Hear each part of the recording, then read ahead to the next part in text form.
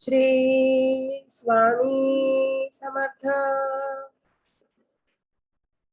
श्री विष्णु पुराण प्रथम अंश षोडशोऽध्यायः। नृसिंहावतार वर्णन। श्री मैत्रेय बोले, हे मुनि पुंगव, आपने महात्मा मनुपुत्रों के वंशों का वर्णन किया और यह भी बताया कि इस जगत के सनातन कारण भगवान विष्णु ही है।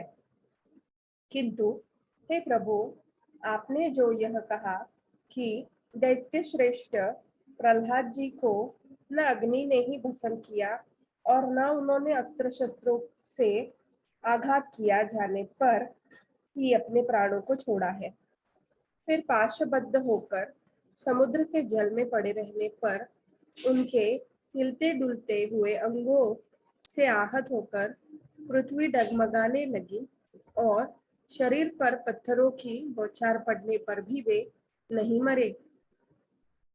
इस प्रकार जिन महाबुद्धिमान का आपने बहुत ही महात्मय वर्णन किया है, जिन अति तेजस्वी महात्मा के ऐसे चरित्र है, मैं उन परम विष्णु भक्त का अतुलित प्रभाव सुनना चाहता हूँ।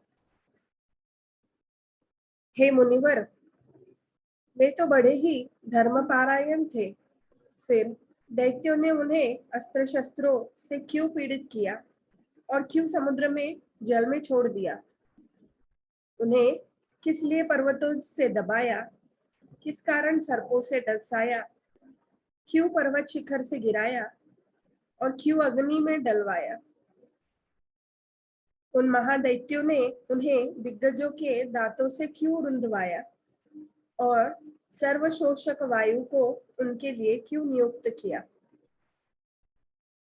हे मुने, उन पर दैत्य गुरुओं ने किस लिए कृत्या का प्रयोग किया और शंबरासुर ने क्यों अपनी सहस्त्र मायाओं से वार किया?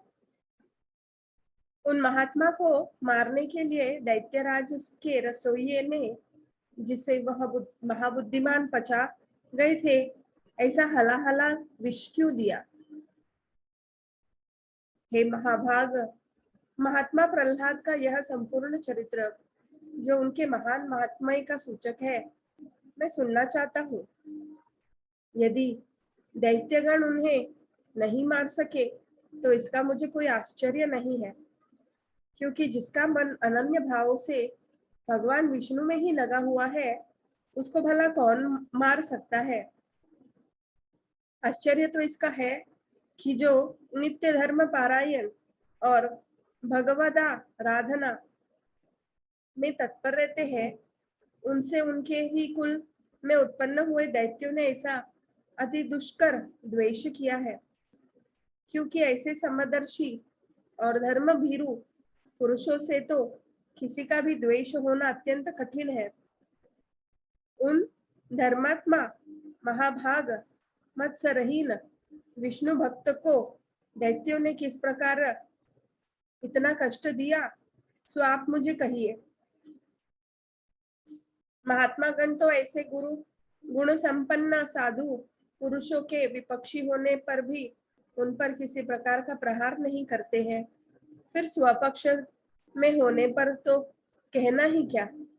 इसलिए हे मुनि श्रेष्ठ, यह संपूर्ण वृत्तांत विस्तार पूर्वक बताइए।